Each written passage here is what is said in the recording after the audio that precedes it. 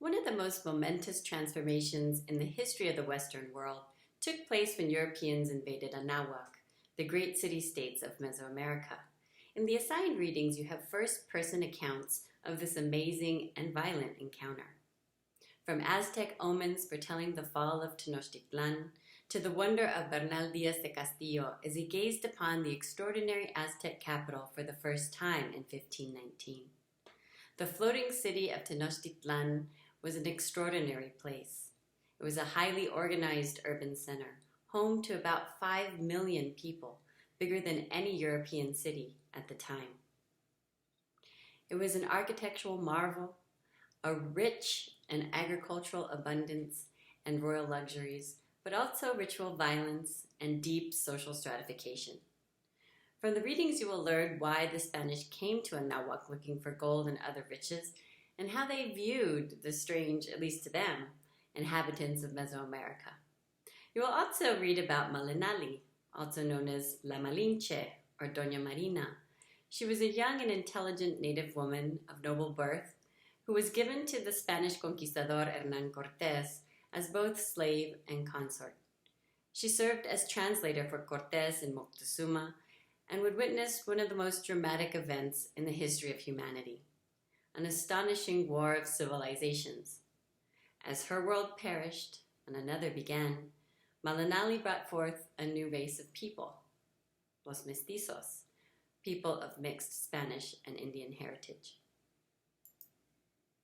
Let us remember that Mesoamerica was one of the great cradles of civilization, equal in importance to ancient China, Mesoamerica, Egypt, the Indus Valley, and Peru. Corn was invented about 7,000 years ago in Mesoamerica.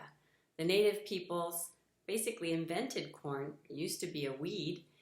They did various cultivations and hybridizations and made what we know as corn today that we have in the Americas. The human presence in the Americas to about 30,000 years ago.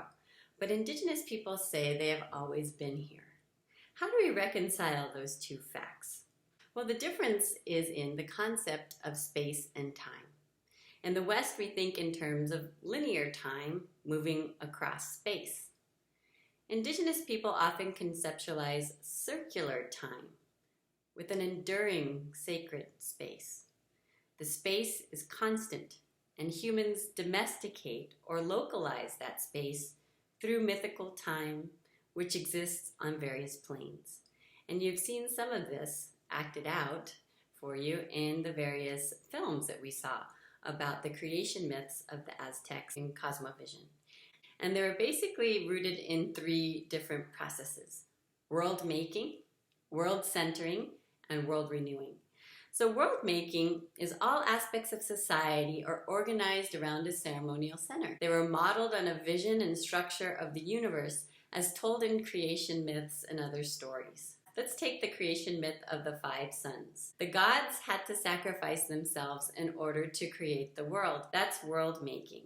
Now, world centering is when human activity, ritual, and sacrifice is necessary to keep that world centered and the sun moving. So if you remember in the story, when they created the world, the sun wouldn't move, right?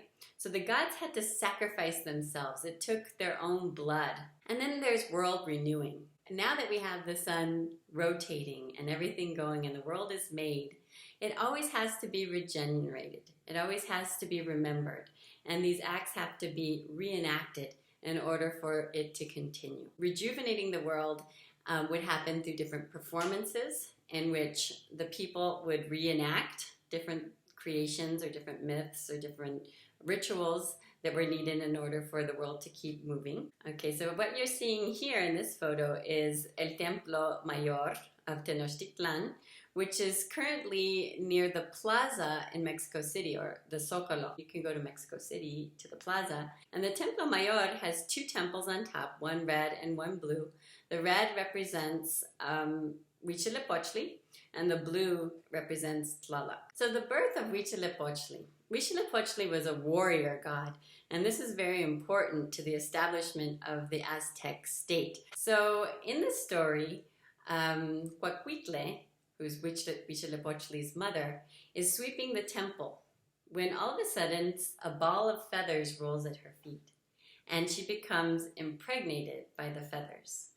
Now, because she was impregnated in a ritual act, sweeping the temple, her other children, she had 400 of them, the 400 Southerners, actually the Southern Stars, became very angry about this, and they started to plan a revolution so that they would kill their mother and get rid of this child that she was carrying. And the revolution was led by one of the sisters. Her name was Coyolxauhqui.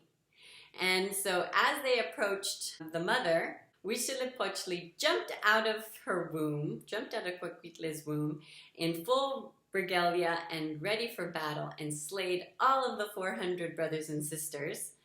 And he pushed Coahuiltle down the temple stairs and dismembered her body so that she ended up in pieces at the bottom. So there's various interpretations of this story. First is the destruction of all of the other competitors, right? So that Huitzilopochtli becomes the premier god. And also the destruction of Xoyocauhqui, which is the destruction of the sacred feminine, in order for the male aspect or the patriarchal authority to rise up and lead the city-state of Tenochtitlan. But the myth also represents kind of the solar dimension of the Aztec religion. There's a daily sunrise, correct? And the extinguishing of the moon and the stars. So Huitzilopochtli is the sun, and he extinguishes all of the stars, right, his brothers and sisters, and so that we have night. Okay. So we also see from the story is that the natural order is violent. And it's also cyclical. It comes about through these dualities that are in constant tension with one another, right? And that this order is not necessarily natural. We as humans have to continue to do ritual sacrifices, have to continue to do certain activities in order for this balance to continue. And of course, the world is always renewed through ritual combat at the sacred mountain. So the temple represents the sacred mountains, those central concepts: world-making, world-centering, and world-renewing. The conquest of Mexico, the arrival of Hernán Cortés on the shores of Veracruz, actually corresponded with a prophecy. Now, we usually know Quetzalcoatl as the plumed serpent, representing both heaven and earth. The plume is associated with the bird or sky, the serpent representing the earth. In a similar way as we would think about Jesus being part human and also part God. So Topiltzin Quetzalcoatl, which means our young feathered prince, was an actual person who lived in about the 11th century in the Toltec kingdom of Toyan. So let's talk about the life and works of Topiltzin Quetzalcoatl. So first, he had a miraculous birth. His mother was impregnated after swallowing an emerald. So once he was born, he was given to his grandparents for a rigorous ritual training. He spent 7 years in training, and during this time, he spent time alone up in the mountains, which of course is a sacred site of communication with the gods, and living kind of like a hermit in asceticism. He prayed and meditated and also did lots of sacrifices, mostly of himself, piercing his ears and bloodletting in order to reach a level of transcendence, in order to be able to communicate and reach the heavens, right? Communicate with the gods. He actually was able to accomplish this, according to the story, by accessing Ometeteu. And that's the sacred duality that we see in the myth of the 5 sons, right? The male and female figure that are throwing the bones, yes, and they are Ometeteu. So then he ascends to the throne after his ritual training and becomes the king of Toyan. And he was a warrior. He went into battle many times, and he became very disillusioned. And it was actually because of his ritual training. He decided that he no longer wanted to be a warrior, and that he started to go against the practice of human sacrifice. So he basically started a religious revolution in the city of Toyan, and he decided that there was not going to be any more human sacrifice. Instead, they were going to sacrifice butterflies and small animals to the gods. Of course, this was highly controversial in the city. And a rival cult that was led by the god Tezcatlipoca, smoking mirror, was able to trick Topiltzin Quetzalcoatl to violate his priestly vows by getting him drunk. And so once he violated his priestly vows, this was a very serious offense. So Topiltzin weeps at the shore. He discards his ornaments, and he sacrifices himself by cremation. His sacred heart rises to the heavens, and he becomes a constellation, the Lord of the Dawn. So we should be familiar with the Sacred Heart, within Christianity, the Sacred Heart of Jesus. But the Aztec had a different notion of the Sacred Heart. The Teolla was where all of your cosmic energy was located, in the heart. And the heart actually was something that once removed from the body could become deified, actually became part of the cosmic order, became part of the realm of the gods. So that's one of the reasons why that the Aztecs would sacrifice the heart, or take out the heart of a ritual sacrifice, because that is one of the most powerful centers of sacred power, right, within the human body. So we want to make sure that we recognize that the human body itself is godly, or can be deified, because it's a place that's actually penetrated by all of these different sacred and cosmic forces. And those forces kind of consolidate within the heart and also within the head. So the tonali is the most powerful life force, and that's focused on the human head and also in the scalp and hair. And the hair was also a very important symbol of power. So we see that also within the ritual sacrifice that the head or the hair would be removed, and it too would become deified. So here in the center is the fire god. And his blood is actually coursing out in all the four directions, right?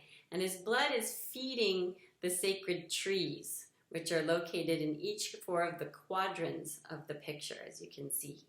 Okay, and each of the sacred trees is nourished and cared for by two gods, and those two gods are cultivating the sacred trees.